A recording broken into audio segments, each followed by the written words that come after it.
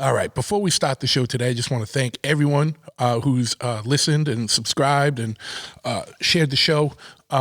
You are keeping it going and growing, and I appreciate it very much. If you want to further support the show, check out patreon.com/bigtruth. And there's that's a way for you to help financially support the show. And there's 4 different levels of patronage. And I think there's also a free option too if you just want to get in.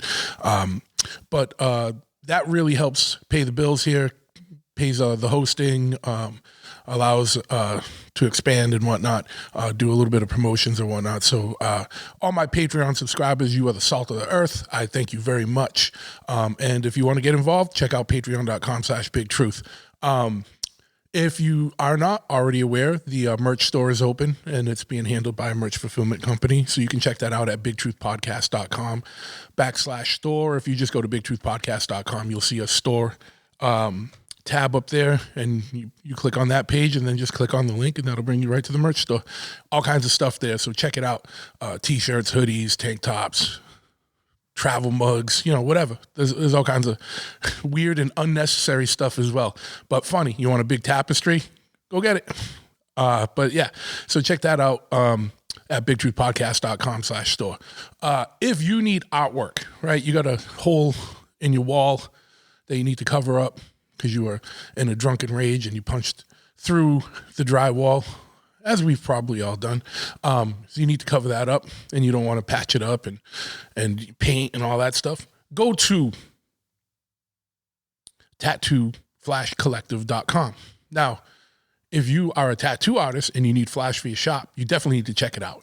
But if you just in the world of needing some artwork for your house, apartment, garage, cell, whether it's padded or concrete or anything, right? You got a blank spot that you want to fill with some rad art. Go check out tattooflashcollective.com. They have, obviously they have Tattoo Flash, which makes cool art in its own, but they also have posters and prints, all different sizes, books, whatever you need. Online, tattooflashcollective.com. If you use the promo code BigTruth at checkout, you get 10% off your order. If you are a Patreon subscriber, you get a special discount. You get an extra discount. You get a special code that gives you even more off the order. So, membership has its privileges, so check that out. But yeah, tattooflashcollective.com. Today we're doing another episode where we're having listeners call in or come in and talk about their paranormal experiences. So without further ado, we're going to get into it. So hopefully you're listening to this like at 3 a.m, driving down a lonely wooded road, 2-lane road, you know what I mean? Like in the backwoods or in the desert somewhere on a isolated highway, or just in your old creaky house or something. Shut off the lights, dim it, light up a candle or something, get weird, and keep it locked.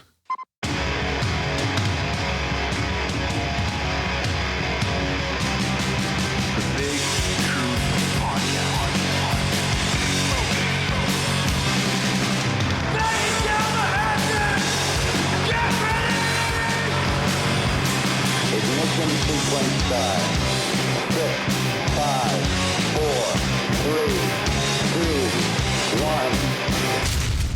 1. We have a liftoff. All right. Yes. Once again, we have liftoff. I want to thank you for tuning in to this episode of the Big Truth Podcast. And we're doing the second volume here of the Paranormal Call-In show, or whatever you want to call it, but where we talk to people about different weird experiences they had.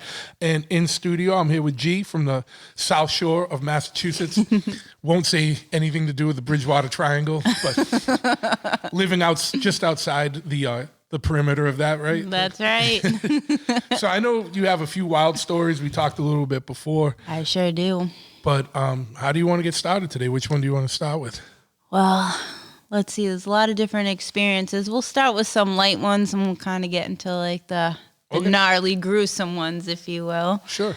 So everybody can connect with spiritual stuff, beings, in all kinds of ways. For me, it happens often, very often. So, for example, I'd be out getting my nails done, and there was a woman who came in and sat next to me, and right behind her, I could see someone like manifesting in a way of, I could kind of see the person, but they were like see-through. But she was looking directly at me, like, I need your attention right now. And I was like, all right, cool. So my nails are drying. This woman and I are making eye contact because she could see that I'm looking at her. Yeah. And I'm sure the expression on my face was like, she's like, why are you looking Yeah. just over my head? exactly. So when I was done, I was like, excuse me, miss. And she looked at me with a soft smile. She was like, hi, how are you? And I was like, I'm good, but I need to say something to you. So sometimes spirits will come and talk to me, and you have someone that needs to give you a message. And she's like, okay. Like, she didn't say okay. It was like a head nod of approval. Yeah. So I leaned in. I was like, do you have someone that is of a female energy, very strong-willed, that recently passed? And she said yes. And I was like, well, the message is, and I gave her the message, and she looked at me and she goes, my aunt passed away at 6 a.m. this morning. And I went, oh, well, she wanted to let you know that, like, you did a great job, and she's very happy with what you're doing and what you did do. And she's like, thank you. Just said thank you. It was totally calm, cool, and collected. Just and another day. Just another day. Another piece of news that comes into someone's life. Yeah. Yeah, and I was so glad she took it so calmly because we're in a public place. I'm getting my nails done. It's so unexpected at 3 o'clock in the afternoon on a Friday. Like, Yeah. So obviously, like you kind of alluded that you have some psychic abilities, or mediumship abilities or whatever. Yeah. But do you ever have a case where you have that type of situation where someone doesn't react so well, matter-of-factly? Of course. And then sometimes I'll like play it off like, hey, I'm just fucking with you. Like, I'm just kidding. I just wanted to talk to you. Like, I really like shoes. Like, All right, so try to play it off. Okay. Yeah. So like, what's like a wacky one that happened? Like, where is it like, like with someone like, so wait, actually, if that happens and you have to play it off, does the deceased person that's trying to get the message, do they get pissed about it? Yeah, they just look at me like, really? And I'm like, what do you want me to do? I don't know. Like, this is the situation that I'm now in. Yeah, and it's just awkward and uncomfortable. But I'm pretty good at like nonchalant, like, all right. Yeah. That's funny. So, what else? What, like, I know you've, this always happens, like when we like do like not pre-interviews, but whatever, you know what I mean? Like, talk about the things you're going to talk about, like, already.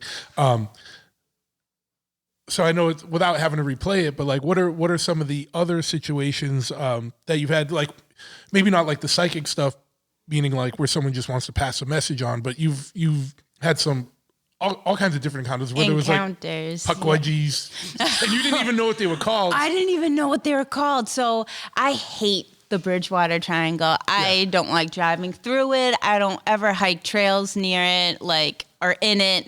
Don't like it at all. You could just feel a vibe. For me, it's always in my stomach, and it's just like, ugh, like an icky feeling. Yeah. So the one time where I actually didn't know I was on trail that was connected to the triangle is where I had like a very unpleasant experience. So here I am, I'm by myself. I'm walking through, minding my own business, starting to feel a little lightheaded, nauseous. Don't know why. There's nothing going on around me. And then it felt like I was being watched.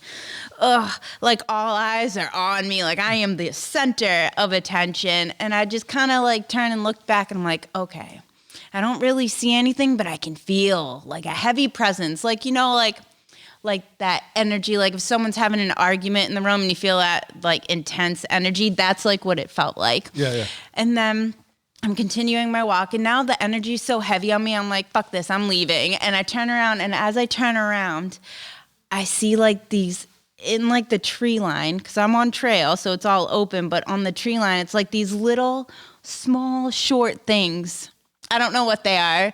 And they're looking at me, and they almost had a, not like a malicious intent, but just like a curious, like, what are you doing? Who are you? Why are you here? Why are you in my woods? Like, it's just very uncomfortable. Not that they were doing anything bad, but they definitely weren't good. They didn't give off any good vibe whatsoever. What did it look like? Or did they even have a form? Kind of, yeah, like little scrunched up face, like gnomes. They kind of look like what today we have, like gnomes, even though like, oh, like little statues are cute. These things were not cute. They were ugly. Like humanoid? like Yeah, very small, and their faces were just like kind of just like scrunched up, like if you smell something bad. like troll. Yeah, little troll gnomes. Yeah. Because people have described them different ways. Like they've described it like that, or like little fuzzy, hairy things or something. Yep, definitely like matted hair. Yeah. Very low to the ground. So I don't know if it was just like kneeling, like trying not to be seen, but I definitely saw them. Or if they were just actually small and that's like their size. Like how many? Multiple. Yeah. There's like a whole bunch of them, like kind of like crowded together, and I almost wanted to like jump when I got close. I just wanted to like levitate. Like, don't touch me, you don't bite my ankles type shit. You should. Did you ever watch the Bridgewater Triangle documentary? I did recently. That experience happened a couple years ago, and I had no like background knowledge of where I live at all. But I did watch the documentary on that, and it was just mind-blowing. I'm like, I know exactly how those people felt, because that's how I felt. Yeah. Well, you said the dude where it was like under the street light, and it was like trying to get it to follow him. Yeah. It was like, come on, follow me. Exactly. And I was like, could you imagine if one of those things was like, hey, come here? Like, absolutely not. Yeah. No. Well, that's the thing. That's the lore behind them, right? Is that they're like mischievous, I guess, but like sometimes... Yeah, these ones with ill intent. Sometimes, just whatever. Like they'll get you lost or get like lead you off a cliff. Type of thing. Yeah. Like try to like mess with you. But I think just me being me, and I'm so high energy, and I give off a lot of energy too, even when I'm in like my own space. So they're kind of like they could probably sense that. So they're probably like, what the hell are you? Yeah, like what is this being? Who are you? Yeah. Like they could like energy can sense other energy. So it definitely felt me when I felt them before it like manifested to something that I could like physically see. Yeah. That's so. Do you feel like they allowed you to see them? Yes, definitely. Like they definitely like came forth, because like you know, like you could feel like someone looking at you, and like you'll turn around and make eye contact with someone. That's like how it was. It's just like, oh, I'm being watched. Yeah. The weirdest one is like when you're sleeping and you can tell someone's looking at you and you wake up. Like it's like I wonder how that works. Like that's just some weird sixth sense that everybody has, right? Like yeah, that's exactly what it is. It's like everybody has an energy field, and how like aware you are of yourself and other energies and people around you kind of determines on the experience you'll have. I also feel like the sleep one is like a leftover thing from like the days when we lived in caves and you didn't know what the fuck was around you. Right. It's just like protection. Danger, your body's in danger. Yeah. Even if it's just someone looking at you, like, what the fuck are you looking at? Like, yep, that happens to me too. Like my dog will look at me in a way, I'm like, what? And I didn't even know she was there. Like, and I'm looking, like, what are you doing? She's on the side of the bed looking at me. Like, I gotta time to go out. Yeah, exactly. So yeah, it's essentially like that. Even like in my house, I clear my house every day. I keep a lot of crystals in the house, selenite, obsidian, keep them together because it kind of like balances the energy. I do like little rituals. Like I don't allow anything in my house but me or anything that is of higher good. Why do you, is there something going on where you have to clear it every day, or you just do it as like a precautionary? Both precautionary, but also sometimes I feel like I take things home now. I have a lot of like hitchhikers. Yes, hitchhikers coming in, and no thank you. You can stay outside of the door. So like I do a lot of thrift shopping, and thrift shops I could even walk in and like feel something off of a chair, or like a set of shoes. Or a set of shoes, like a pair of shoes. And it's just like, oh, I don't want to touch that. I don't want that energy. Like energy will get stuck to things. Objects being like, you see how the Warrens there, how they had that room in their house because it has to be blessed because they have a lot of energy that's connected to an object. Yeah. It's like that. But it's everywhere. Like energy cannot be destroyed. It can be used and manifested, but it's never destroyed, so it can just kind of linger in. Yeah. Get it stuck to things. So it's something, if you don't do it every day. Yeah, some things will slip Infiltrate, yeah. Yep, it'll slip in. I've been sleeping comfortably in my bed, and I have a very small bedroom, so there's not a lot of room there. So I'll be sleeping on my bed, and I can feel something like come and sit with me. I've woken up to things like looking at me and I'm like, oh, hello. Oh, how can I help you at 3 a.m.? Yeah. And there's no one else around. There's no one. They're not attached to something else, like needing a message sent or something. Nope, just walking in, just like looking at me. Yeah. Or like, what do you get a sense, what is that? Is it just disembodied spirits or something? Or is it like... Yeah, some people are just lost. Like, it's definitely... The ones that I have seen have been people that are no longer living, but I don't know who they are. Yeah. Like, it's not someone from, like, my past or my friends or, like, somebody else, like one of your friends. It would just, like, appear. Yeah.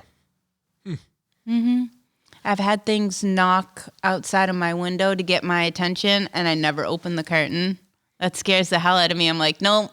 Never had the black-eyed children? Oh, God. You can keep that way over there, away from me. Like shadow people? Yeah. All that's real. That's real. You've seen that stuff? Mm-hmm. What do you think the shadow people, what do you what's your sense of what that is? I don't know what shadow people are. Have you ever stayed up for like 3 days straight? So you're kind of in that mindset where you can kind of teeter-totter between both worlds, like a dream state versus like how we are now. And you see those shadow people, they're almost like existing, but I don't know what the purpose is. And they like slightly interact with me. Like all of a sudden I'll be doing something and then you see something on the corner in your eye and you're like, oh, okay. Yeah. Like shadow people. Yeah. They're coming for you. It's wild.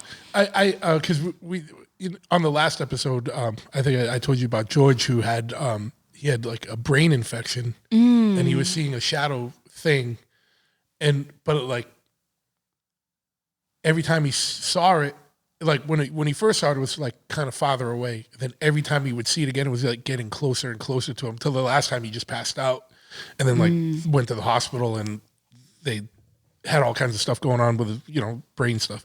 But I don't know where I was going with that, but we were just talking about shadow people. That's the only other story I have about shadow people. I've never had any interactions with that. But you were talking earlier about like stuff like with different house type haunting scenarios. Oh, yep. And you don't have to get into the heaviest one yet, but like you said that there was other ones like that we didn't talk about, like kind of in the pre-interview stuff. So like, So what I do for work is I'm a certified nurse assistant. So I go and take care of people who are sick, but I do mostly hospice cases or end of life cases. And I've been all over the South Shore, North Shore, everywhere. So different houses hold different energy. Now, do you think, just not to cut you off from That's okay. Like you had told me that, you started seeing spirits, I guess, or dead people. Since I was a kid. Do you think that's what attracted you to go work in hospice Definitely. type situations? Because that's not like a field for the weak, I guess. You know what I mean? Like it's not for the weak. Yeah, it's definitely not for the weak. But you got to be able to. You have to have a certain mindset to be able to, because that could be really depressing too. Like you're dealing with people at the end of their life, right? Like exactly. Like the way I see it, it is, how can I make you the most comfortable to have an easy transition to the next phase? Yeah. And I'm not religious, but I'm more spiritual because I've had this gift, we'll call it, my whole life. So other people see it in a different perspective where I see it in a completely different light. Like I wish I could like put you in my head and you can see what I see and feel what I feel. So when someone is actively dying, they come in and out of like a conscious state. And I can see what they're seeing too. And not a lot of people know that. Obviously, I'll keep it to myself, but I can almost help them move through that passageway is the best way I could say that. So even when like people die, like that holds that energy, some people, or some spirits, I should say, can just move right along and others get stuck. And then they get stuck in like this cycle. So going into different people's houses, depending on the history of the house, I've seen old sailors before, like captains of ships, like in Situate specifically. There was a house that it was originally a barn, but they turned it into like a house, and it was absolutely gorgeous. But it had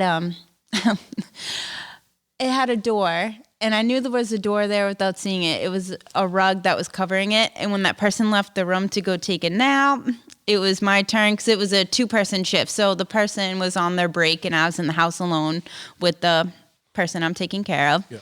I lifted that rug right up, and I opened that trap door, and I'm telling you, when I felt that energy in there, it was like, there's somebody down there, and they've been down there a long time. It almost was like of Native American descent. What was it? Was it bad? Not bad, but very intense. Okay. It was an intense feeling of like somewhere, like people were hidden there. Maybe even African American. Maybe that was a part of like the railroad. Oh yeah. Whole thing. That house I told you about, it was my friends, that they had if you went into the chimney, up the chimney, there was a secret room off of that. To hide people. Yeah.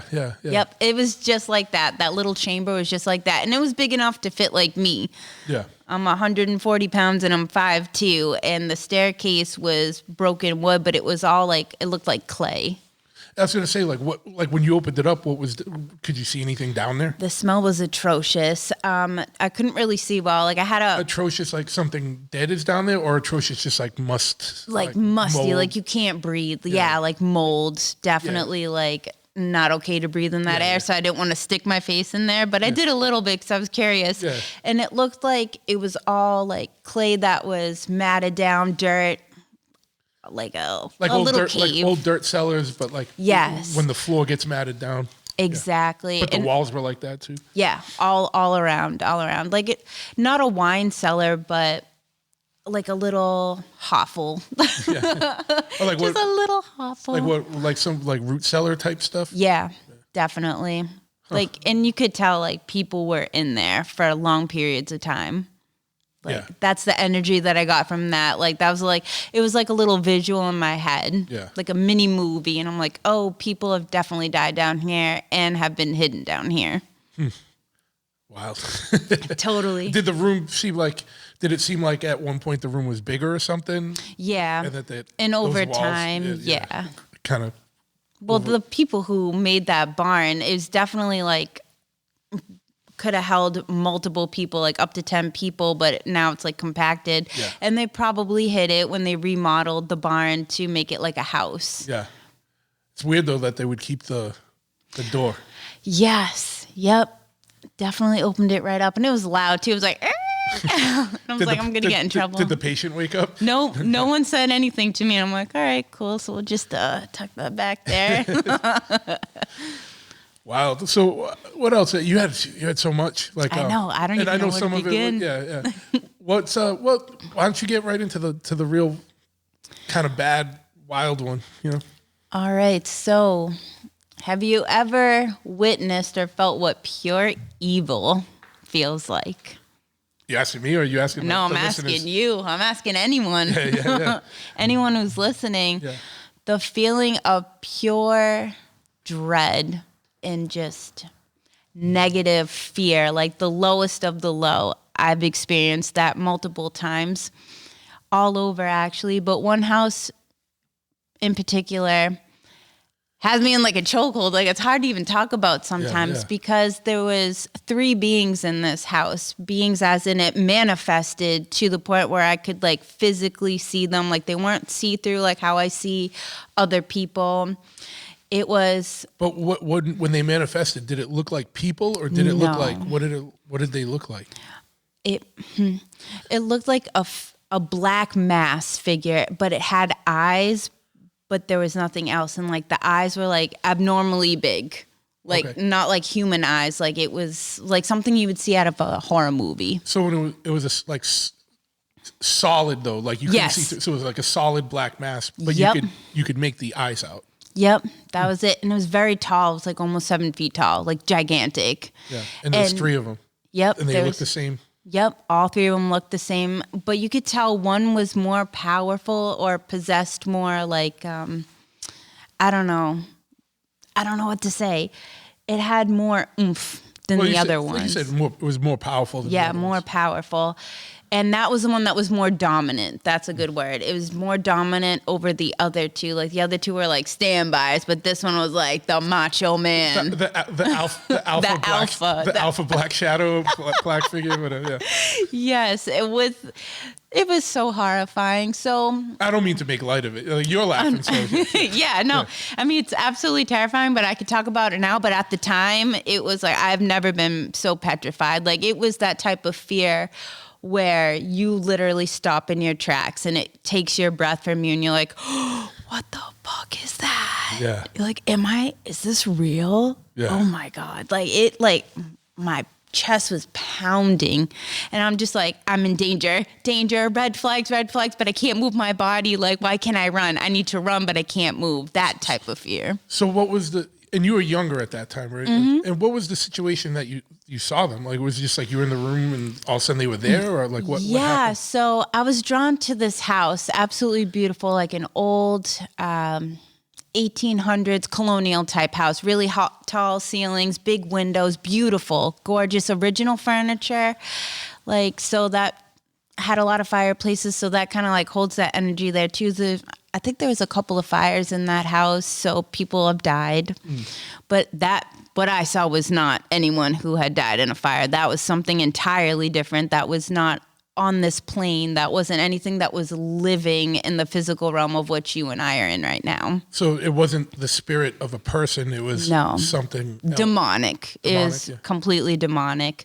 So where was I? I was in what would be like the dining room, like the dining hall that goes into the kitchen. They were huge rooms. And I was walking through and I was getting something from the kitchen. Now the kitchen had a fireplace and the sink was in front of me and the fireplace is behind me. So I think I was washing out like a cup or something. And I remember that feeling of dread, like, you know, when like the back of your hair stands up and you're like, oh shit, something's here. And my stomach was in knots and I slowly turned and there it was. It was like peeking out underneath from where the fireplace was. And it was just like.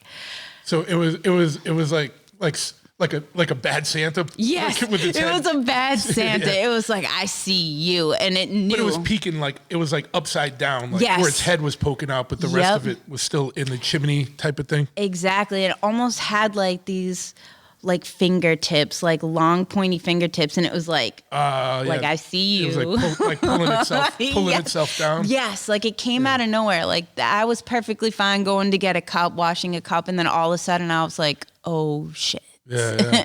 Wild.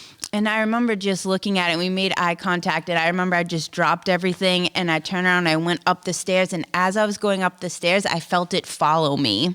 And now we were having a party up in one of the bedrooms there, so there were like, that's okay. There are several other people in the house, so when I went upstairs, and I wasn't drinking, and I didn't do drugs or anything, I was 100% sober, everybody else was like partying or whatever.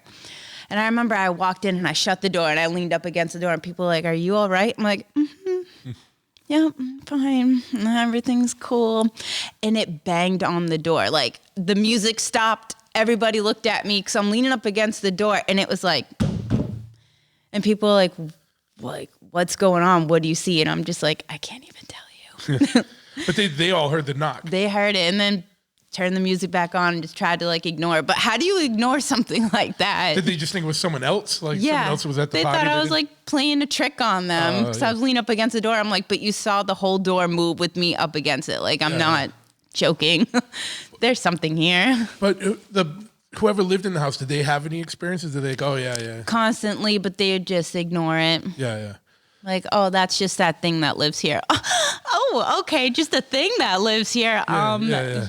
I never want to live in a house where, that's just the thing that fucking lives here. Yeah, that's just that demon that peeks out from the chimney every now and then. Like, absolutely not. Did they see the same thing? Mm-hmm. So they had They definitely acknowledged it. They just like chose to ignore it and just coexist, I guess. Horrifying. Coexist with demons. Yep. That's the title of this episode. Yep. Coexisting with demons. Yeah. It's real. It's very much real. So, but that's not where it stopped. No. And I don't know why. I was at a place. But at that point, you'd only seen the one. Just that one. The one that had poked its head from the fireplace and pursued you up the stairs or whatever? Or, Yep, it was like right on me too. Like it didn't touch me, but it felt like it could at any point in time. Like it was just like right here. So in that same house, there's multiple stories that come from this house because I was at a place that I should not have been at, around with people that I shouldn't have been hanging out with, but that's where I was at the time, and that's what happened. teenager stuff. Right? Yep, pretty cool. 19, great times. In that same house, somebody threw up or did something. So I was like, oh, I'm going to go downstairs. Now we were upstairs. Downstairs is like the main house, like the main floor of the house. And upstairs is the bedrooms and downstairs is like the... Yep, the there's rest like 4 bedrooms and then a full bathroom. So when you go up the stairs, it was like a slight turn and then it would like kind of break off. So you could like see down the stairs from every angle of the house. Okay. Like open up like that. Yeah. So I grabbed the dirty clothes or whatever, blanket towels, and I was bringing it downstairs to go do the laundry. And as I'm doing the laundry, I'm just like, throwing it in there. I feel that same energy again, the one that was looking at me from the kitchen. And I looked around, I didn't say anything, but I felt like I was being watched. And over time, you could feel like time is in a few minutes. Over the past few minutes, you could feel it getting like stronger because I was getting more scared, and it was almost as if it was feeding off of my fear.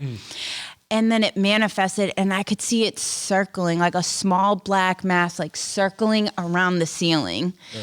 But it was looking at me at the same time. Like, I don't know. It sounds bizarre. Yeah. It's totally bizarre, but that's what was happening. And I'm like just trying to do the laundry all innocent, like, oh my God, what is happening? I'm like, did I not get enough sleep? Like, how is this possible? But it manifested itself, like, I feel like from my fear of it. Yeah. Like, oh. Now, do you think it like chose you because you're sensitive to this stuff and could see it? Or it would sound like the other people, it was just, whatever's the thing that lives here. It's like definitely a possibility because I'm more open to that. Yeah, that's what I mean. So because I'm more open, I'm like an easy target, I guess. Yeah. But there was another girl who was kind of new to the group. Her and I were not friends, but I remember her going to the bathroom. She was gone a long time, and I was like, I should probably go check on this girl. Yeah. And when I opened the bathroom door, she looked petrified. I'm like, are you okay? Like, what happened? Like, we're not really friends, but I feel like the need to help you. Yeah. And she's like, I saw something, and it looked back at me, and I went, I know, come with me. Like, let's go. And she left the house and never came back. And it kind of pushed her down the stairs too, because like I said, when you're upstairs, you can look over the railing and see all the way down to the main floor.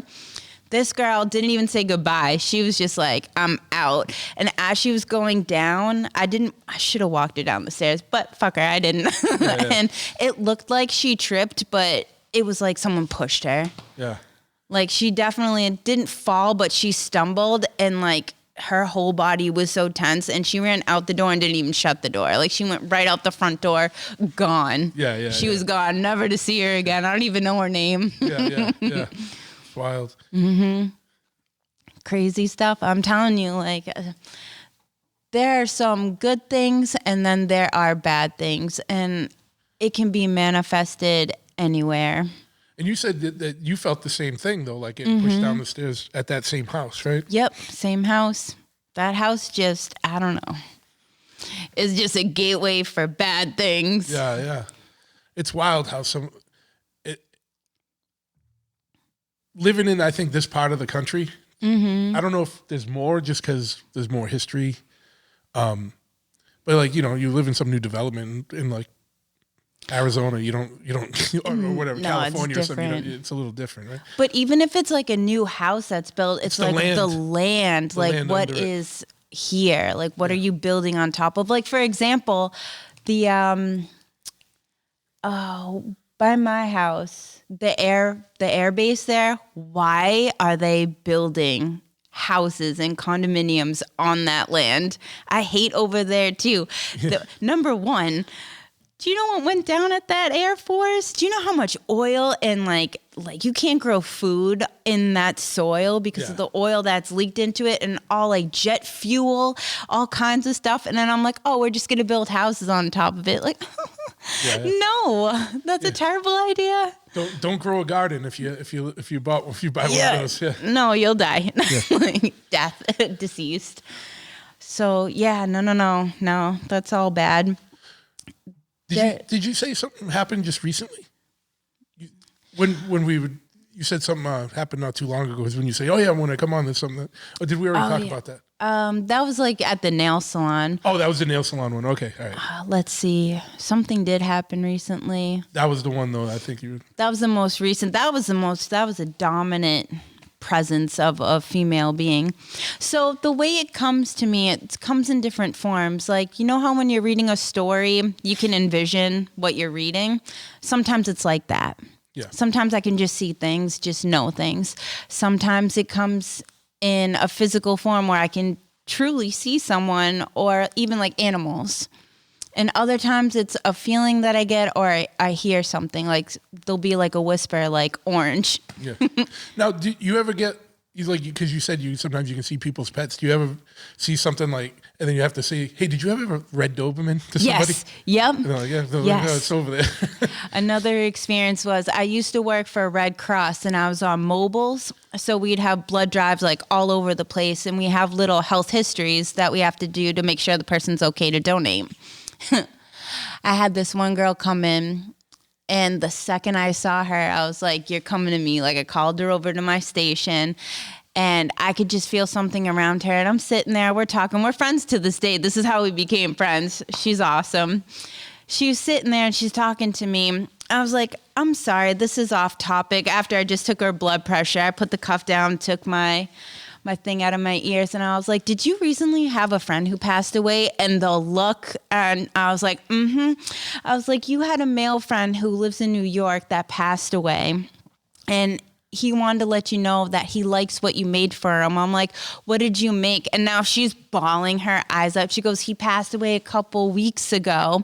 And this weekend," because it was a Saturday blood drive, she's like, "This weekend after I leave here, I'm going to New York to give his parents this like a collage of photographs of them throughout the years, because they were friends since like high school, or even before that actually." So she was like, "How did you know that?" I'm like, "I don't know. Also, was there a white dog?" She goes, "Yep, his dog passed away the same week that he did," or something like that. And I was like, That's wild. I'm like, "There's a little white dog." It was like one of those like poodles. Yeah. Like those but it was all white, but like really small, like a miniature poodle. And she's like, "How do you know this?" And I'm like, "I don't know." And like just giving her messages, and I was guessing stuff right before she said it. And she was just like everybody in the blood drive's now looking at me, and I'm like, "Oh, hi." People are like, do me. Oh, like, really? Yeah. like coming up to me like, "How do you know?" I'm like, "I still have to be a professional." Yeah. So, because you didn't know at this point that you had an audience. Yeah. There, everyone was Yep. listening. They're like, "Why is that girl crying, giving blood?" I know, right? We didn't even get to the blood part. Yeah. But like, it was pretty intense. Like, it comes, like I said, in different ways, but it also is just like, I could sit next to someone and just immediately like feel them. That's wild. One thing that's always interesting to me, like you said, and when we were talking, like sometimes things are like a presence of like someone who's deceased, like a spirit, but there's other things. Like, There are other things. like the black beings that you talked about, that you feel are demonic. What other types, or the pukwudgie? But what are some other things that you've experienced to come across in your? I would say different energies. Yeah. Like, I spend a lot of time in the woods. I go hiking in mountains, like in New Hampshire. So, for example, I do a lot of solo hikes. I don't always tell people what I'm doing or where I'm going, because I live dangerously, apparently. Yeah. But there's a time where I was It on also a makes hike. it so stalkers can't follow you. So Exactly. That's probably smart, right? Yeah, no, just do my own thing. I'd rather just like go on an adventure. I don't report to anyone. Yeah. So I was on a hike, and I'm by myself, and I was just doing a day hike. Nothing big, nothing serious. Had my backpack on, and I'm walking through, and you could feel, well, not you, but I could feel the change in energy. Like, it felt really dense while I was on the mountain. Like, I almost felt like I was started to connect to something that I couldn't really see, or it was just a feeling. Like it wasn't a person. It wasn't like a dead person. It wasn't anything malicious intent. It was just like a connection to like the earth. It was a different energy field where I felt very calm, and I'm sure other hikers have experiences too. Like anybody can do this. It's all about how you protect yourself and how you recognize how things or people speak to you. That's just my perspective. Yeah. But that's another way that I can feel things is like you just feel the energy of where you are. That makes sense. Yeah, but it's like you were just not sure what it is. It's just, it didn't feel like a negative thing. It was like a positive. Yeah, it was definitely a positive. So it was just a different feeling. Like it didn't feel like a person or someone who previously existed that was trying to get my attention. It was just like a thing. Yeah, no, It was a thing. it's just wild to hear about the different types of things that could be out there. Like, what about portals and stuff? Like in thin areas of the veil. Like, what do you have any experience with stuff like that? Intense. They can be really intense, like different places of the earth, like different parts of the earth, like the Bridgewater Triangle. That to me is like a portal. Plus it doesn't help that people go there and fuck around and like open things and don't close them properly. So like you could feel like the thin veil there too. Do you think that's just there's areas that are just like that, or do you think that's because people were fucking around? Kind of both. Yeah. There are places that are just hold that like dense energy to it that are just like key points where spirits can come through. Whether it's somebody's house or a piece of property or just like a natural, like a, what do you call it? A natural like state park type thing. Okay, yeah. So there's a theory that that's why state parks exist, because there's things out there that they're trying to like not. Oh, definitely. Skinwalkers are real. I don't care what anybody says. Bigfoot, most definitely real. I don't have a personal experience, but I listen to a lot of other podcasts. And you can't tell me that there are people from all over that do the same things that I do, and they all have the same experience. With the same, like they describe the same thing, like skinwalkers or wendigos or a Bigfoot type thing, like from all over the world. Yeah. And all there's different folklores and throughout history, the same yes, things. From all over the place, and it's very similar experiences. And you're gonna tell me that that's fake? No, I think not. Yeah, no, but there's that theory that a lot of the national forests and state parks exist because deep in them, there's things that they're trying to make sure no one really stumbles across. So that they're like deep in the forest, like not where you'd normally easily. That's why they say stay on the path and don't veer off the path. Yeah. Definitely. I think there are things out there that live on our plane. Yeah. That they know about, but they don't want us to know about. Yeah. Yeah, it's wild. Like, and that's even with like the when you say planes and stuff. There's a lot of thinking now on like some of those cryptid type things like Bigfoot or Sasquatch or whatever that they might just be things that cross dimensionally. Like they show up, then they like go a portal. Back. Yeah, leave, like whatever. That's why you don't ever really truly see them, because they're able to hide. Yeah, it's wild. Mm-hmm. You ever hear any knocking or anything?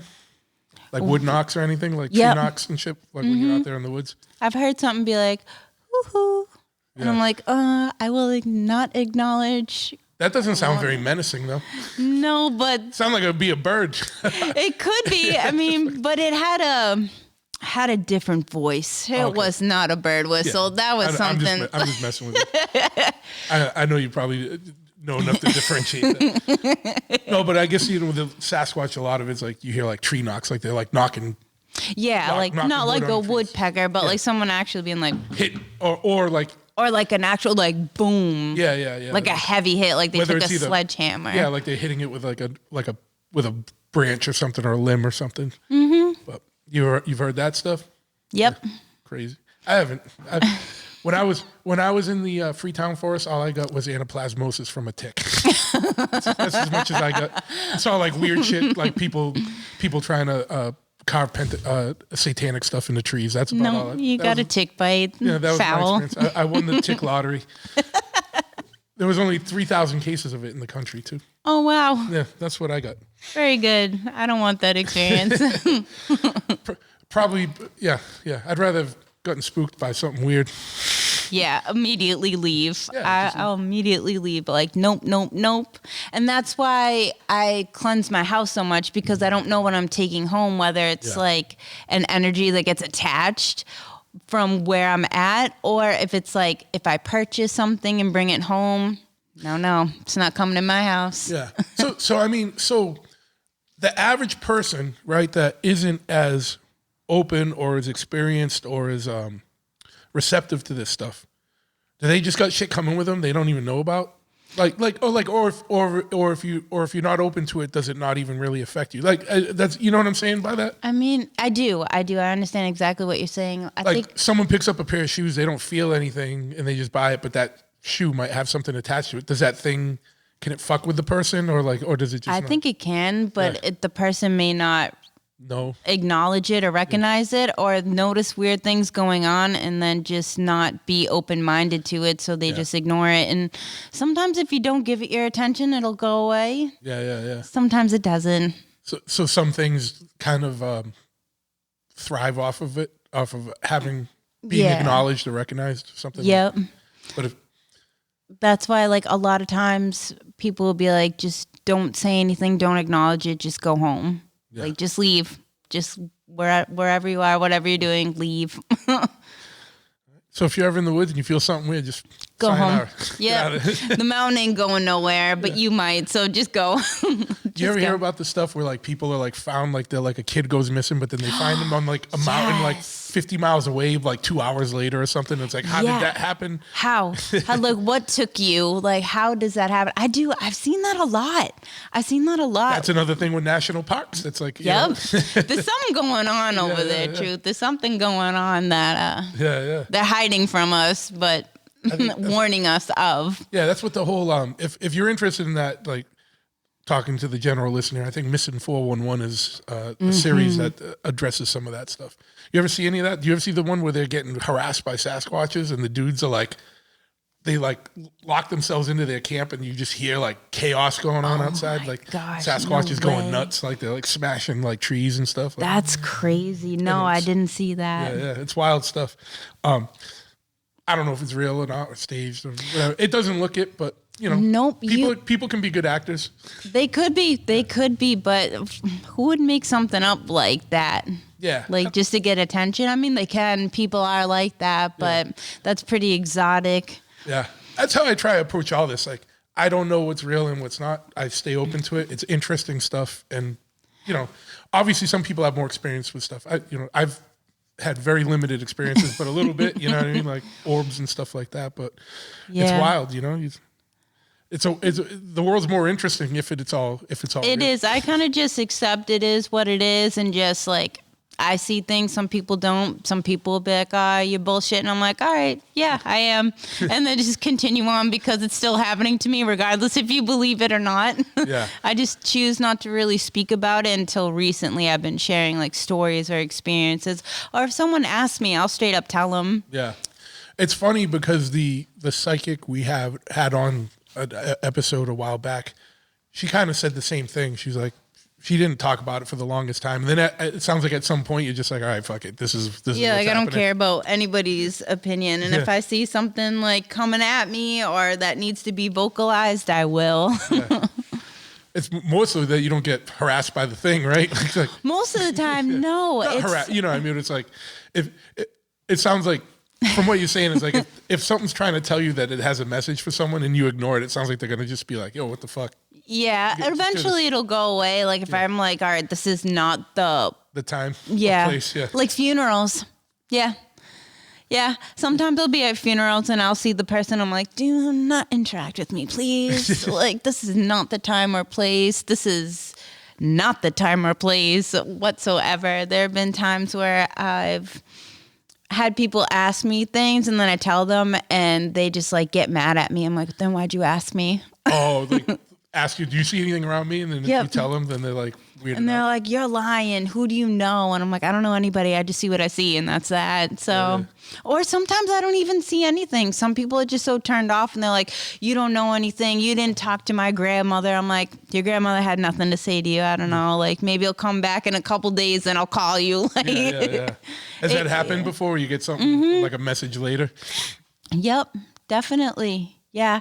Well, it comes like a couple days later. I'm like, because sometimes I'll close myself off to protect myself. Yeah. I need to be able to protect myself because it takes too much energy out of me to where I like almost plateau and I'm like, oh, I feel sick. I get sick after. So I can go in public and turn it off. But when I turn it off, sometimes it's hard to turn back on. So people will ask me things and I'm like, not right now. So I got like my force field around me, like nothing's coming through.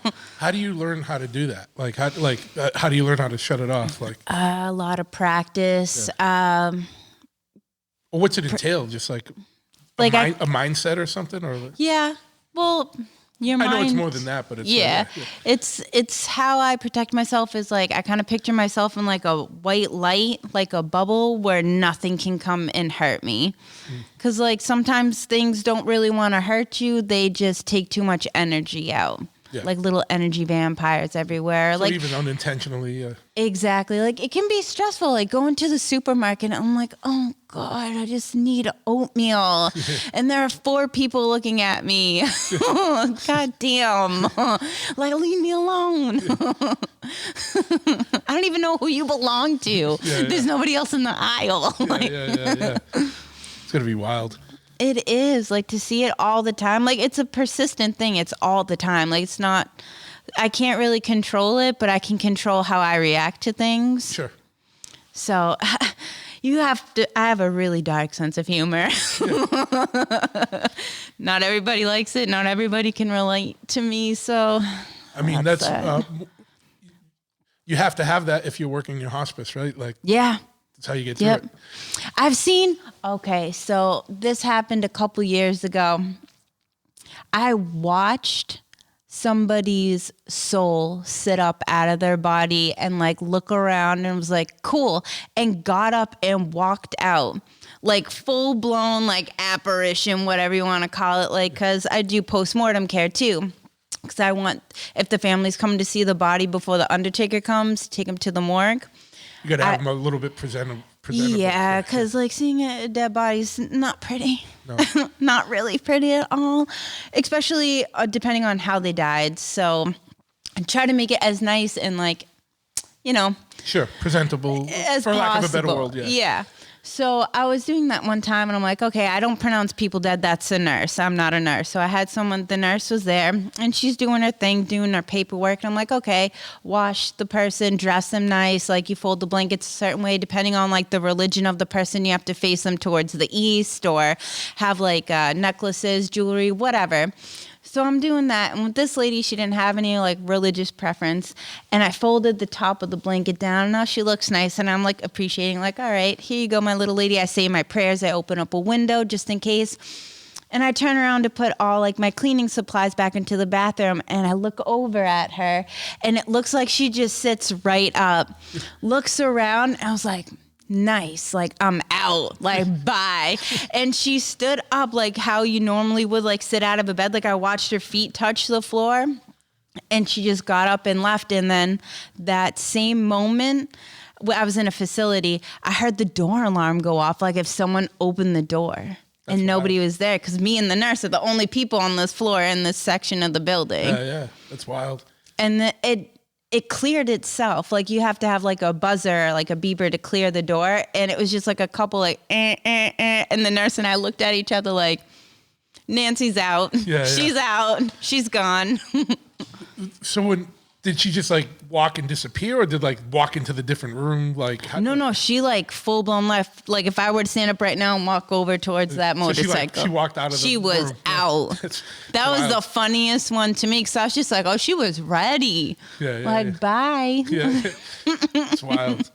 Well, yeah, I mean, there's a lot to digest here for people. Yeah, I could go on. I really could go on. Yeah, we'll have to have you back for the next one. We're like an hour in. Really? That was an hour? Almost 51 minutes in. Wow, I feel like that was only like, I could talk all day. Yeah. It's wild stuff. Well, I mean, this is going to be an ongoing thing, so we'll have it. I'll be back. Yeah, you'll have all new ones. Yeah, pretty much. If you got to do me a favor though, if you're out and you see the Puckwudgies again, you got to I'll call you. talk with them a little bit though. Find out what's up. What do you guys? Do they speak English? Are you Italian or what are you? What are you guys doing? Yeah, but the way. Just don't follow them anyway. Right.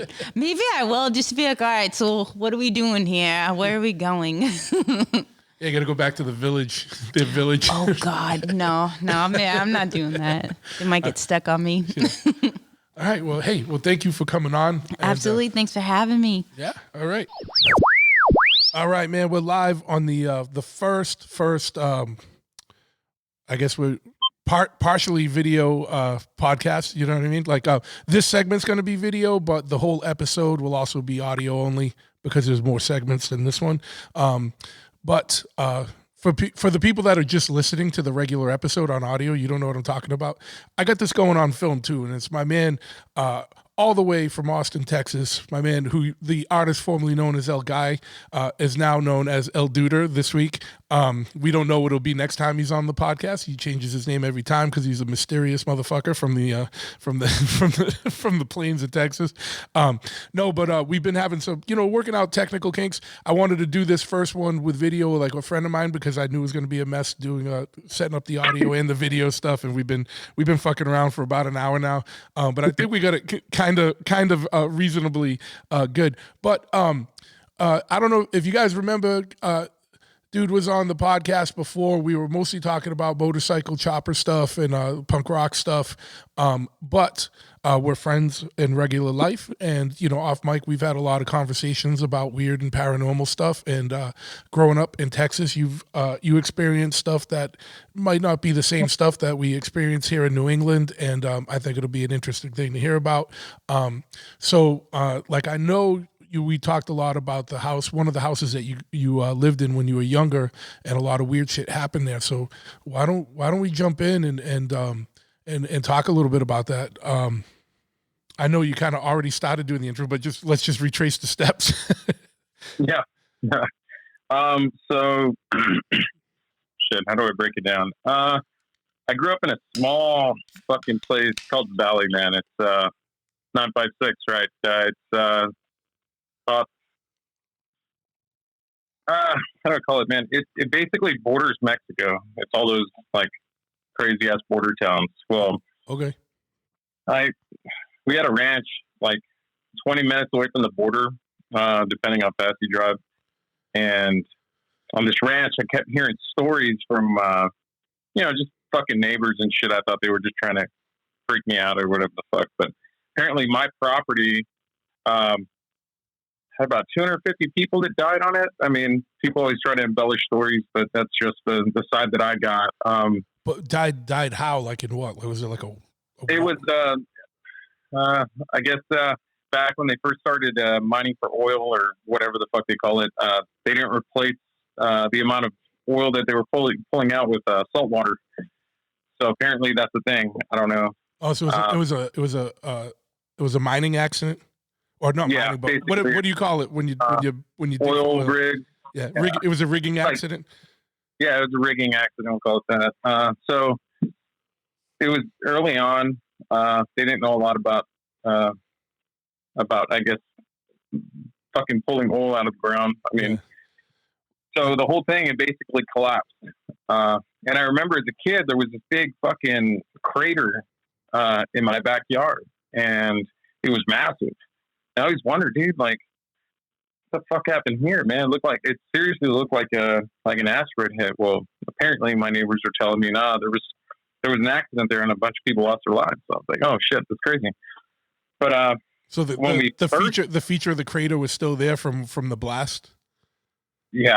Wow. No, well, it didn't blow up. It sunk in and it created it's crazy. It had this big fucking crater there. I used to just kind of roam around when we first moved there, and I would get freaked out. It felt like somebody was stalking me one day. Not like stalking me, but kind of like how a big cat stalks its prey. Um, Basically, I'm walking to the backyard, and then halfway through the property, I start having a weird feeling like something's watching me. Almost like when you're a kid and you're trying to you're trying to run for the door because you feel like somebody's chasing you. So you're trying to turn on the light on the way through. You know, you're just fucking hauling ass through the hallway. And was this at night or during the day? Broad fucking daylight, dude. So that's weird because it's more understandable to get like a weird creep feeling in the middle of the night, yeah. Especially in an area that's like wide open and whatnot, or like was it mountainy or was it just wide open like plains or like it was wide open, straight, a bunch of mesquite trees, tall grass, man. But coming back to that, I remember when I was in high school, a bunch of buddies that came over to the house. And they wanted to go ahead and, you know, we're riding fucking four-wheelers, right? Yeah.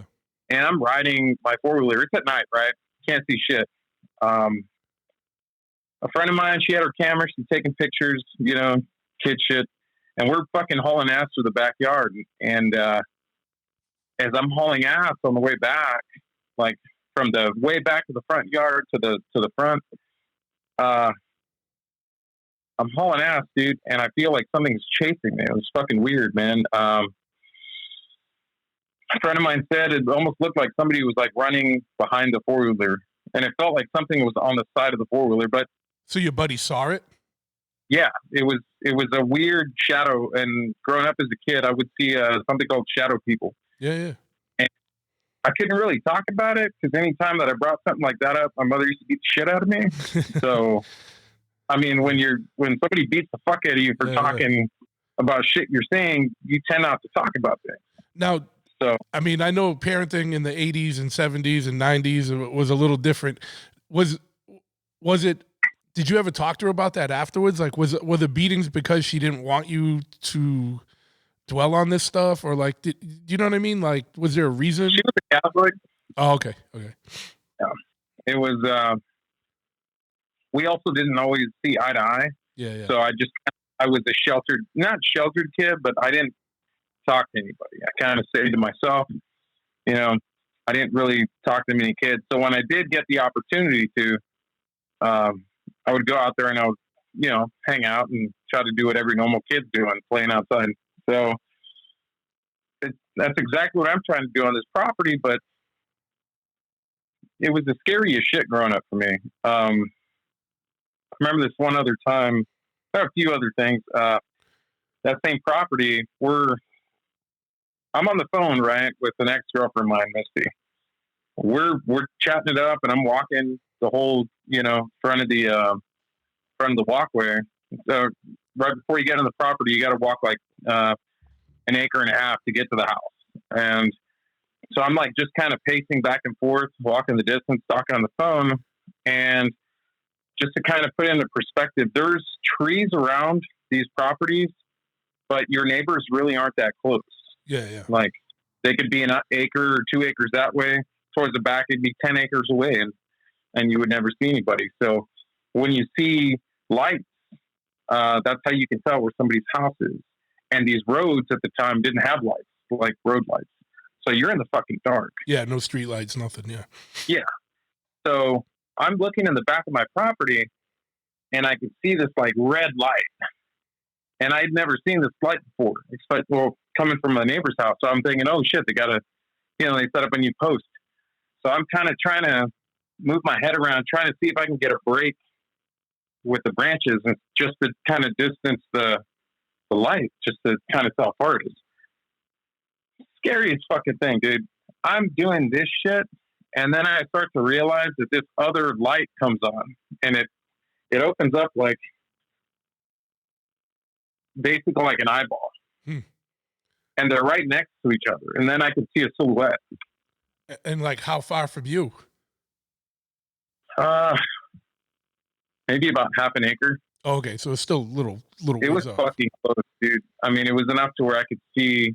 I didn't see anything breaking the light, but then you start seeing the silhouette. And this property, there's so much bad shit that's happened there. Just weird circumstances that have happened on this property. And in the same area, my sister, man, she lost her fucking finger out of nowhere. We had a big solid wooden door on one of the houses, and the door fucking slams out of nowhere. I mean, it was hard enough to fucking shake the whole house. And then I hear my sister, like a windy day or nothing, right? Yeah. And all I hear is my sister fucking screaming, and I turn around, and she was walking out, but she had her hand right there at the doorway. Well, sliced her fucking finger off. Mm. It was just weird shit like that. When just to go back to something you were talking about earlier, when you were riding and you felt like something was chasing you, and like even your boy saw like a shadowy figure chasing you, like what, like did it at a point, did it just dissipate, or did it go away, or did you outrun it? Like what we didn't wrap that up. What happened with that? Oh, so there was a weird section of that property. It was like there was basically there was a certain point where they wouldn't pass. So once you would pass that little threshold, they couldn't pass that. I don't know what the fuck was going on, but they just couldn't pass that line. So certain weird shit like the shadowy people would only stay within a certain perimeter within the property. Yeah. But there's stories that go back to even one of my uncles, and he never spoke about it, but my mother did. And this is years later, right? But she said once she finally started getting comfortable with talking to me about this kind of stuff, she told me that her brother had already dealt with that. Mm. So he had seen these kind of things, and maybe that's why she didn't want me to bring it up. Yeah, but yeah. It was super crazy. Were you forbidden to go to any part of the property or anything? Was that part of it too? Nah, no. I wouldn't tell her. Growing up as a kid, if I ended up telling her, she'd beat my ass again. Yeah. I just knew better not to. But with that being said, she used to tell me, like, I don't know how you see things and I don't. Like, you must be, the evil one, and you're bringing shit. So maybe she wasn't blaming it on drugs or anything. She was blaming it on being evil. Yeah. Fucking, maybe it's a big fucking Baphomet on my leg. Was self-fulfilling prophecy there? Yeah. Right.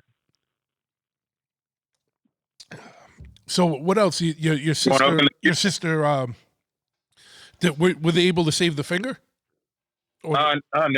It was pretty fucked. Yeah, that sucks. It wasn't a clean break. It was like basically a smash. I guess from when it like fucking, yeah. Yeah. What else? Anything else on in that property or? Yeah, around that property and then just around the area. So this is going to correlate when my mother finally, from the time where she tells me that to where she finally sees something, because other friends had already told me, and I didn't tell them shit, but they would tell me, hey, dude, last night when we're like fucking around, we were seeing shit. And then I had another buddy of mine. He was hanging out with me. I had a bunch of fucking reptiles back then. He comes over to the house and he wanted to see my stuff. So I showed him all my stuff, but he spent the night and he told me, hey man, last night, like when we were kicking it, there was something in your backyard. Mm. And I was like, what do you mean something? Like a dog? And I was just basically trying to avoid the conversation. Yeah. And then he was like, nah, man, like it was like some weird person walking around. I'm like, oh, did he walk like? And he's like, yeah, I did this whole weird stance. And I was like, yeah, that's exactly what I saw. I was like, but the look on his fucking face was like, you know about that? I'm like, yeah, dude. That's why I did the little fucking, it's creepy, dude. Cause I'm going to see if my friend Liz has the photos, but she's the one that I was telling you was taking pictures that day. Yeah.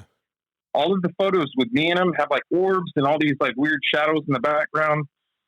And a friend of mine, she had told me, hey, Liz has these photos of you and she wants to delete them because the only photos that you're in they all have something in there, Yeah. like some creepy shit. And I was like, it's not like I fucking planned it, we're just Yeah. kids. So you think they were But yeah, following you around specifically? Yeah, that's the weird thing too, because my girl tells me that all the time, man. She's like, "Hey, dude, like, you bring shit around, like, shit just kind of like manifests, Yeah. I don't know." And I just try not to. I try not to pay attention to it. I feel like if I put, like, even me talking about it right now, I told her I was going to be doing this podcast, and she's like, "Just be careful and don't talk too much about it, because anytime I talk about it, it kind of like gives it energy, and shit just happens to come out." Yeah, that's wild. The other interview I did, the girl G said kind of the same thing. Like if you give it energy, it'll manifest more or build up. Yeah. And it's kind of, yeah. Oh no, sorry, but I was gonna say, what, like, can you describe what the things like? Because like I'm not used to having video, so being able to see you like show like how it was walking, like, was it like translucent or was it like solid? It was like solid black. For any like, of the other viewers, like, could you see? I know, like with black with shadow figures, sometimes people say they're translucent. Sometimes they say it's just like solid black. You can't see through it. So for some of your listeners, if they've seen shit like this, they'll all attest to this. They're darker than black. Okay. It's fucking eerie. And when you see something that big, it almost feels like there's... How tall is it? How tall was it? Like there's something getting sucked out, dude. Like you're kind of like, you're not paralyzed, but it feels like it's like something's almost coming out of you. And it's the nastiest fucking feeling. So it depends, man. I've seen them in cloaks that are, my height. And then they're on that property. There used to be like 3 big motherfuckers, and they were massive. They just didn't look like people. It just looked like one big fucking hulking beast, dude. I can't explain it. Like it was big. Wow. Like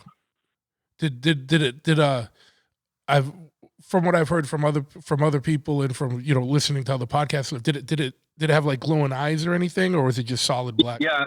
Well, those were that was what I was telling you before, that red light that I saw that opened up. That's when I was able to actually see the actual full figure. And then that's when I realized that's not a fucking light. Oh, it was, like one of the things. Yeah. And I went hauling ass inside, dude. And like, I locked myself in my room, and then my mom was right there when I ran inside, like all scared and shit. Yeah. And she's like, "What happened?" I'm like, not getting my ass beat today. Yeah. Mountain lion. There's a mountain lion. Yeah. Yeah, exactly.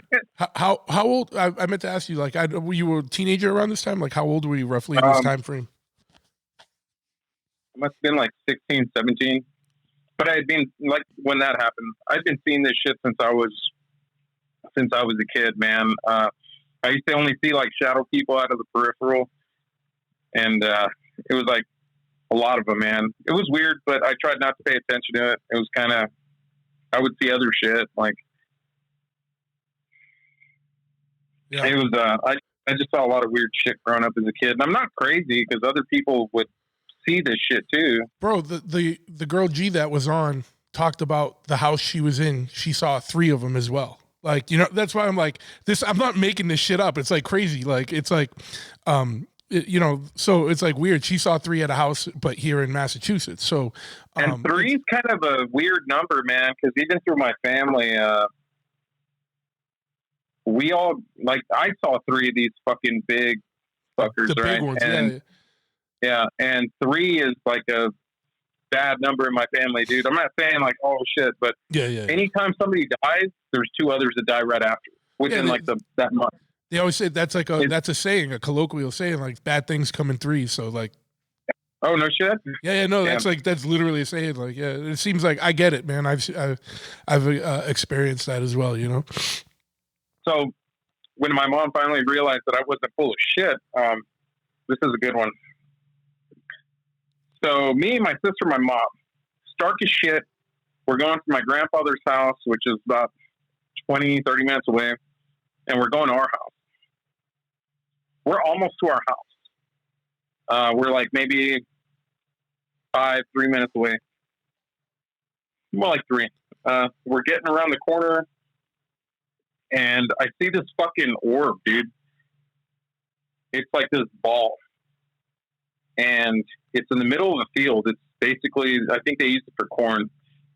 And I thought there was somebody in the middle of the fucking field, but I just kept looking at it. What color? And I told my mom to stop the car. What color was it? Just out of curiosity. That's the crazy thing. I'm going to get to that. Okay. So I tell her, hey, stop the car. And she's like, why? And remember, there's no lights out here. Like, spotted fucking, maybe somebody's got one on their property. And she's like, why? And I'm like, look to your left, dude. And she looks, and she's like, what the fuck is that? And my mom doesn't really cuss. Yeah. And she's like, what? Like, she's freaking the fuck out. And I'm looking at it, and I'm like, I've never seen this kind of shit before. So it's this glowing fucking ball, and it's slowly going across this fucking ranch, and you can see the floor where it's like, you can see the shine from the light around it. It's illuminating like the ground under it. Yeah. And you can see the grass clearly where it's moving. It wasn't that far, man. This is like half an acre away. It's not that fucking far. I can see it clear as day. And the colors in this thing, I've never seen this shit before. I work with like crazy LED lighting and all that. Yeah. The only way that somebody can produce this kind of stuff back then, it wasn't possible. Nowadays, yeah. It was like a fluid light going through it. There was like crazy greens, blues, like all these weird fucking colors just mixing in. Like almost, I can't even think of the words, man, but it was weird. It was just flowing through this ball and just moving around. And it almost became aware that we were looking at it, because it started moving slowly, and then it stopped.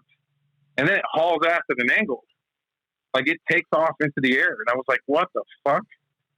It was a trip, and I didn't see shit. Yeah. And maybe it was my imagination that I thought I saw smoke behind it. I could have been, I mean, it's been years. I don't know at this point, but so we're not even going to go with that. But we passed by that the next day, going down that same road, and the same angle that I remember that fucking thing taking off. Half of that fucking field, straight line, was fucking burned. Huh. All black, charred. And the other side was fucking good. And it was a straight fucking line across. You know how hard it would be for somebody to get a fucking straight line through dry grass or dry brush? That's wild. Yeah, man. That's wild. Yeah, that was the only time you saw one of those? Yeah, first and only time. And I was listening to this podcast called Lost Podcast on the Left, and they're talking about that. Yeah. Like, they're talking about, like, they called, some people call it ball lightning. Yep.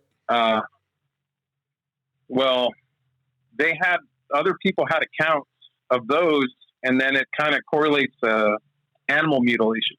Yeah. Well, so ball lightning is a natural phenomenon, though. Like, and it doesn't just move and then stop and then take off in another direction. Like, you know what I mean? Yeah. That seemed like it had something under intelligent control, right? Like, yeah, it was aware. It was aware. Yeah.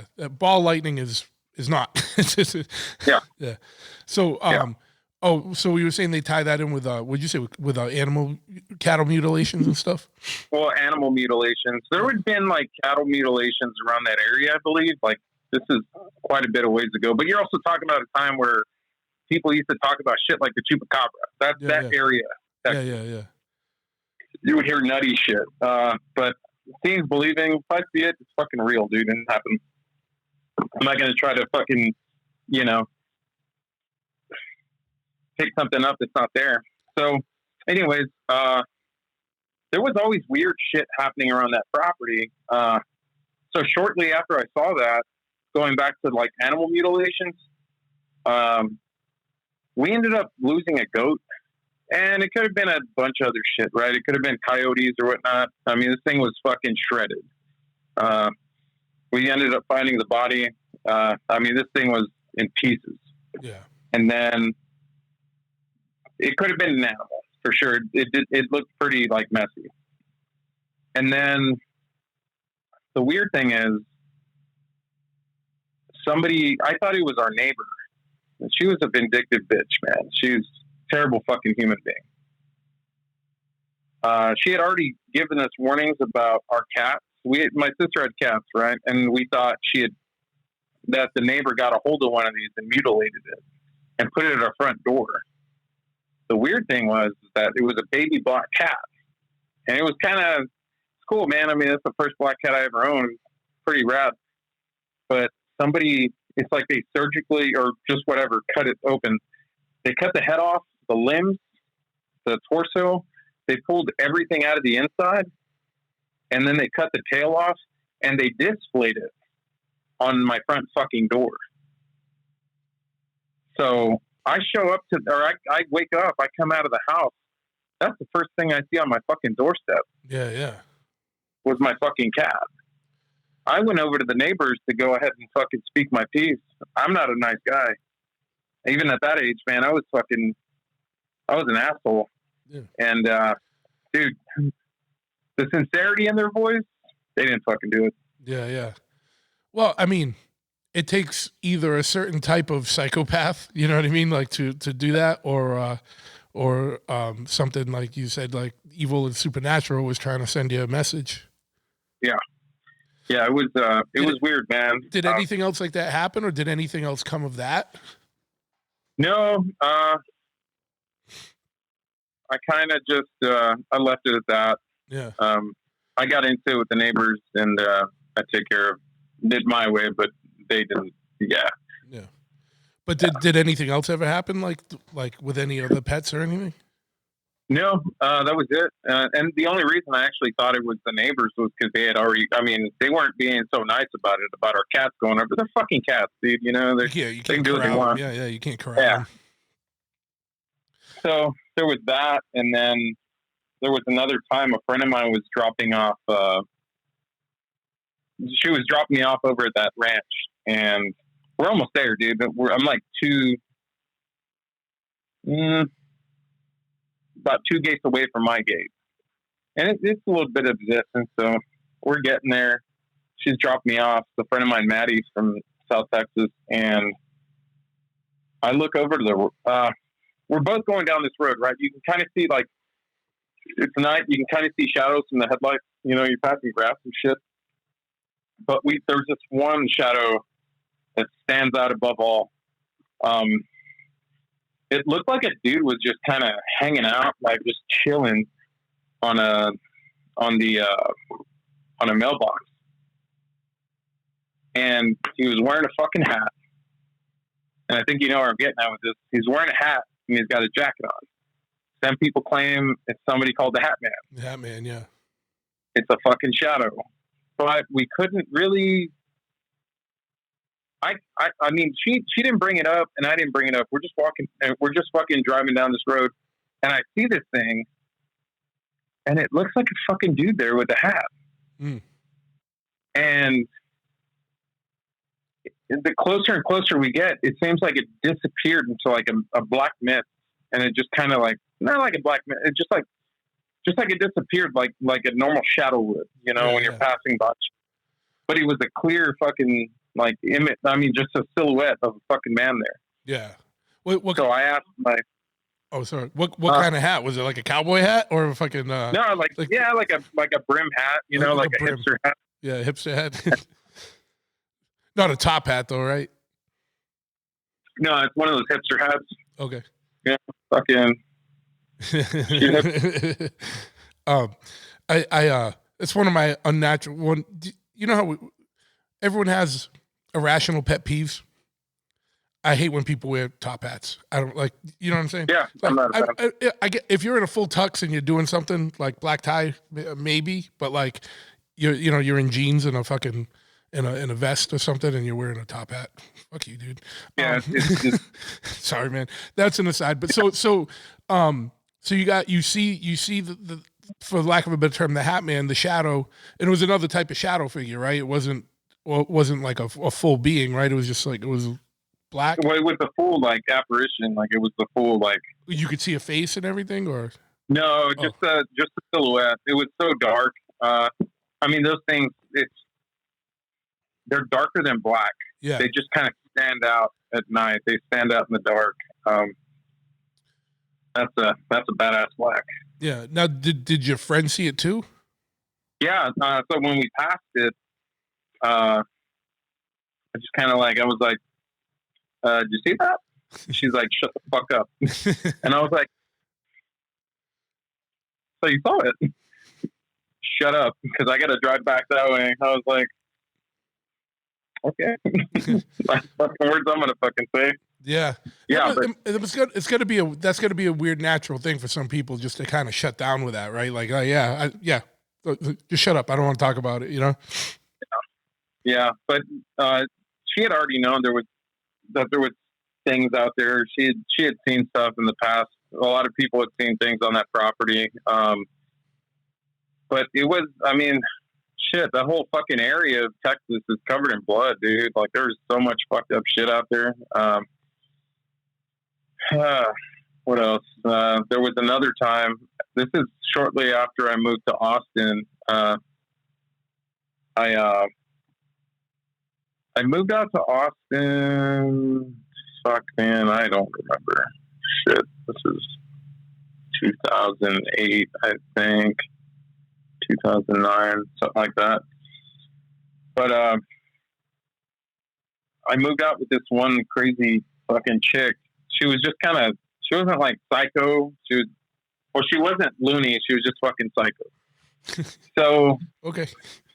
yeah.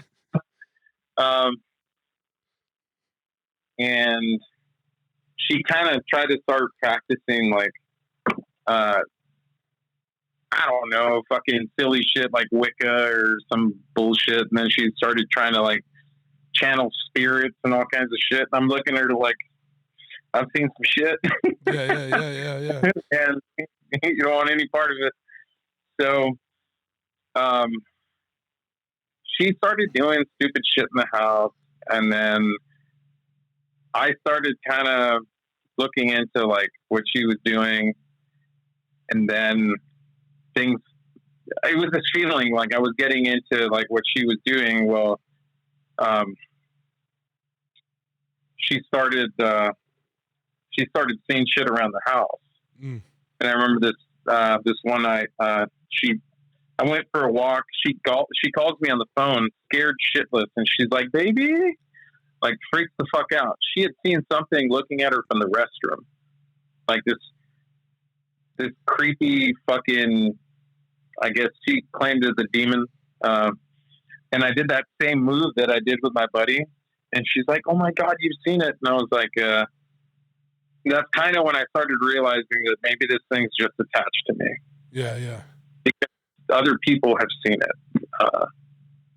And the weird thing is that I think it got brought in through I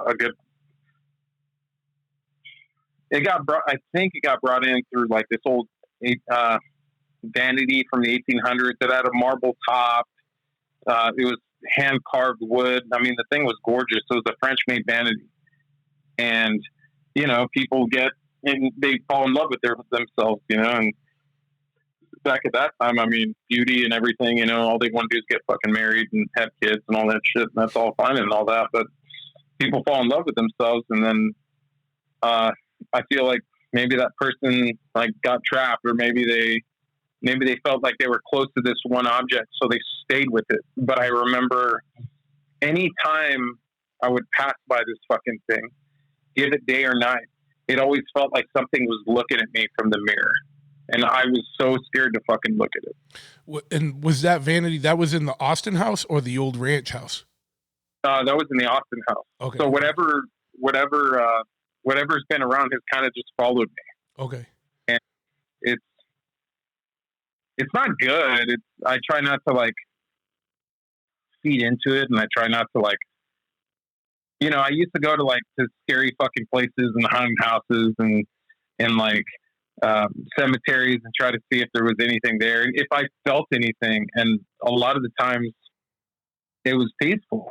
I mean, you're not going to find anything in a cemetery. I mean, you might see some shit, but I don't know. I mean, the places that I used to go to were like scenes of violent crimes, murders, all kinds of stuff. So I would go around those areas, and you could feel some shit, dude. Yeah. Like, and certain places, no one really dies in the cemetery. Usually, that's like where people put to rest, right? So it's like if weird shit goes on, it's usually where there was trauma or some kind of attachment, you know. So I was just talking about that with someone the other day. It was like, you never get any weird vibes from a cemetery other than it just looks weird at night. You know what I mean? But no, I've been to some like sites of like some serious murders, and you're like, oh shit, like you can feel it, dude. And it's heavy.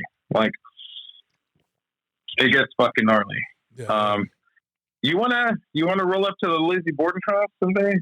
I mean, it's like 15 minutes from you. Yeah, I don't even think it's 15 minutes. Absolutely, man. Been meaning to do that. You know what I mean? We should do that. Do a set it up with them so that we could do like a live podcast or something from the Lizzie Borden house. Get some people that know the well versed in the history of everything. But yeah. You come out, man. We'll do that. Also, we can go to the on the border of Rhode Island and Connecticut. There's the Conjuring house. You can go there and stay there as well. And you can stay. You can stay there, yeah. And that one's really supposed to be really fucked up.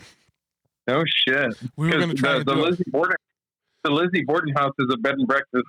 It is, yeah. And the Conjuring house, I know they used to let you stay there or camp out, or like you could kind of like hire it to like so that you could do investigations there. You could stay in the house. I think there's a new owner, but allegedly you still can. Like they're setting it up now, so I'll let you know. We'll talk offline about that because we were talking about maybe doing an M4 over there. Just like, oh shit! but yeah, we'll figure out something, right? But yeah, dude. I mean, I don't know. Was there anything else major that we didn't hit on? I remember a lot of these stories you telling me, but has anything happened recently with you? Like. And if tomorrow I'll probably get a call from you, be like, motherfucker, I was talking about this shit. Now motherfucker was in the bathroom peeping at me again. It's weird too, because I don't have that. Usually when I'm talking about it, there's a sense of excitement that I go through, and I get really excited about things. But I mean, I haven't seen shit in a while, but that's because I choose to kind of block things out. Yeah. I mean, I'm sure.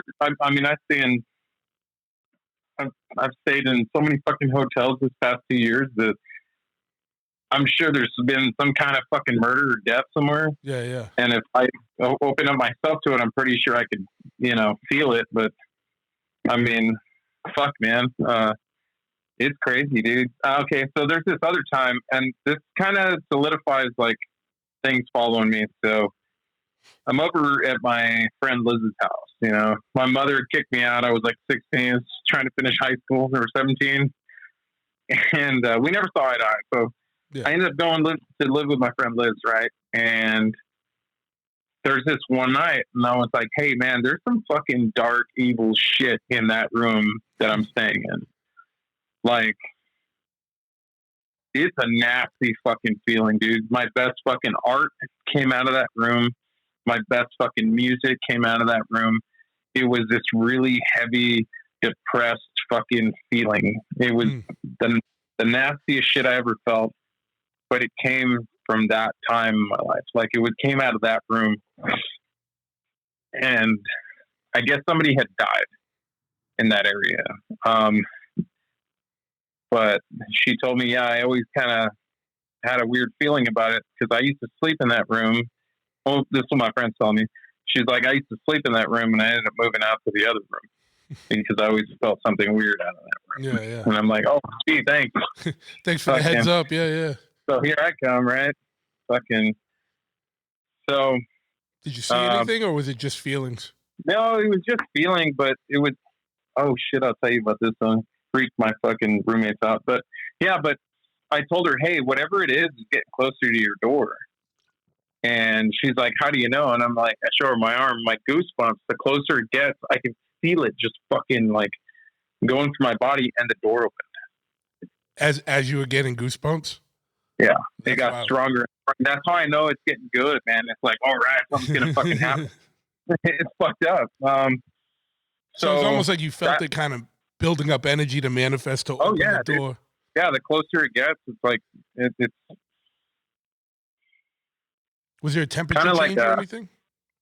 you feel the temperature sometimes, I'm sure, in that room. And the other room, it just kind of seemed like it was colder in the rest of the house. Gotcha.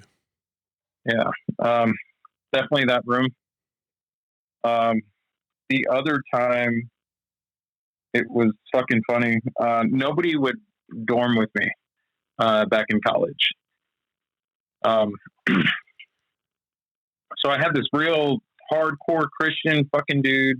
He used to listen to Metallica, got away from it because he's like, oh, the devil's in that music and this and that. And I was like, all right, cool. Fucking right on. And he was a part of the church band, just always preaching the book or whatnot. I don't care. That's his business, not mine. Yeah. So I was talking to this friend of mine. Anyways, before this one, it was the same dorm room. I had two roommates on the other side, and I had one roommate that lived in my section. Right, same guy, church guy. We're watching the Expendables on at the time. I had set up a fucking projector on my wall, right?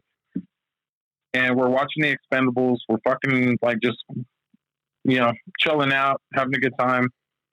And then my door opens. And I was like, the fuck? So I go out and I was like, what's up, dude? So my roommate, he kind of looked at me like confused. And I'm like, yo, who opened up the door? Like, y'all let all the fucking light in. He's like, dude, a shadow just kind of moved hauling ass to your room right now. I was like, what do you mean a shadow? He's like, yeah, a fucking shadow just moved across the room and I saw it from the corner of my eye, and then you come out saying your door opened. And I was like, all right, whatever, dude. So I just closed the fucking door. I was like, whatever. So I told a friend of mine that, and then she starts getting an argument with me about demons and all this shit. She started going down the Bible shit too, and I was like, oh, okay, fucking, I guess everybody's getting out of being an evil motherfucker. Everybody's retiring. So she's like, oh, demons are real and this and that. And I'm talking to her and I'm like, look, I've seen some shit before, but they ain't fucking demons, man. Like, demons, that's a bunch of horse shit. So I'm talking to her about this. I'm outside our dorm and I come back inside. I take a shower. Now, the bottom of these doors, there's a crack. You can see light piercing through, right? So I just had this intense conversation with a friend of mine. My goosebumps are rising. I guess I'm promoting like a bad energy. She ends up, we end up hanging up the phone. I'm feeling like, fuck yeah, dude. Like, I kind of just schooled you, son. So I go inside. I jump in the shower. Like I'm saying, you can see the light coming through the bottom of the door. And apparently my roommate had said, oh, I'm moving out. And I was like, oh, that's cool. Yeah, that's fine. He's like, last night there was something over my bed and it was over me. And he was that whole bullshit about sleep paralysis through like an entity. He said, while you were in the shower, it was holding me down. Wow. And I was like, all right, I get to put both beds together now. Yeah. I was like, more room for me. I don't really care. But after that, the whole thing went to the college about how I was some kind of satanic fucking dude. It's like, whatever. I mean, but the thing never interacted with you like that. It never like. I never. Other people, yes. Me, I mean, I'd seen things, but I never. It never held you down or anything, or attacked you, or in any way. The weirdest fucking thing I'd ever felt was where it felt like it was sucking something out of me. But my real father,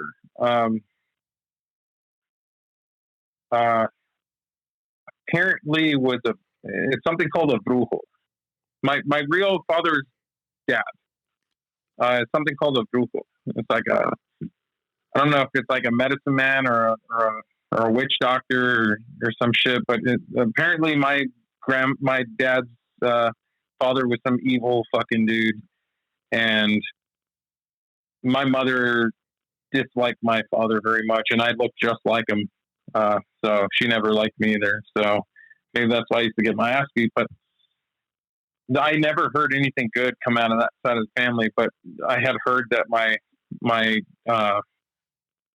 dad's dad was a brujo, and that's, they basically promote the dark side or whatever. But that might be, if there's any merit to any of that stuff, maybe that's why I've seen shit my entire life. But I have to be open to it to actually, I guess, bring in that energy and to kind of let it play back and forth. Because the only time that I can actually see things or feel things around me is if I play with it.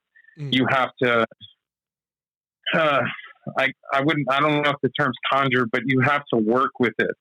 And I got good at doing it growing up. And people would see shit. Maybe, I don't know. I was a kid. I was stupid. Yeah. But there was an energy there that. But how did you know how to work with that? Like, was it just something inside you that you just fucking around? Like you knew how to work with it? I guess so. Like, it was just like you didn't know your grandfather, right? Or did you? Yeah. Yeah. No shit. I only knew my father for. I think I'd only been around him for like 5 minutes. My real father. Yeah. I never knew him that well. Wow. Yeah, but that definitely could be a reason why you're around. Those things are around you, man. It could, like, a generational thing, like like those things just run around your bloodline, or maybe, Yeah, I mean, it's definitely been something I've wanted to talk to with our one of the members of our family. They so I'm Apache, but so we have a member of our family that happens to be like, he's kind of like, not only like the council member, but like the high council, but he's also like, I guess you would say the like the pastor or whatever, somebody that you can actually talk to about this kind of stuff. Because like the Navajos, the they have the skinwalkers. So I don't know if it's something to do with like being a part of a tribe too, that maybe like older things tend to follow you, like maybe a generational curse or some shit. But it's definitely fucking scary, because if I open myself to it, it gets from bad to worse quick. Yeah. And other people can see that shit. Yeah, and if you talk to him and he tells you about that, man, obviously let me know what that stuff is, man. But you know what I mean? Yeah. Like, it'd be interesting to see what his take would be on that, like coming from, a cultural and ancestral background, what that explanation would be. But yeah, dude, I definitely appreciate you coming on tonight. We're almost at an hour here. Was there anything else big? But you hit on so much stuff, and then you wait to the fucking last 2 minutes to say, yeah, my grandfather was a brujo. And fucking, you want to bring that? Yeah, of course I was gonna tie a lot of shit together, man. Like, you know what I'm saying? Fucking motherfucker. I forgot about that. But yeah. And you know what's funny is I remember you telling me that, and then like I totally blanked out on it too. But I'm like, I wonder why things are following fucking dude around. You know what I mean? And then it's like, oh, well, that could definitely be a reason, man. You know what I mean? Like something. Yeah, dude, we definitely had a whole fucking podcast outside the fucking shop when I was out there 2 years ago, a year ago. Well, you've been out here a few times, but the one like time when we were Oh, when we when recorded. we were doing the podcast, we were just hanging outside, basically doing a whole fucking podcast. That's how it always goes, dude. Like there's always the podcast before the podcast and then the podcast after the podcast. You know what I mean? Like It's anytime. like you almost have to surprise everybody so you can do that, because it's like trying to imitate like the excitement that happens between two people just naturally. Yeah. I know, and that's why sometimes it's weird to re-talk about things we've already talked about. But like the way I'm looking at it is like there's a lot of people listening that never heard any of this, right? So it's like, but yeah, like you said, it's like the first time you're telling me about it, you're like super excited and aggro and fucking animated and stuff. But yeah, but dude, thanks for coming on, man. Let me shut this off. But to anyone listening, I am going to do more of these down the road. So if you have any weird stories, you know, with cryptids or any kind of paranormal thing or aliens or whatever, demons, non-human intelligence, ghosts, whatever, hit me up, bigtruthpodcast@gmail.com or Instagram @bigtruth. Shoot me a message and we'll talk about it. And if you got some good stories, we will get you on the show. Dude, thanks. I'm not gonna hang up, but I'm just gonna shut the recording off here.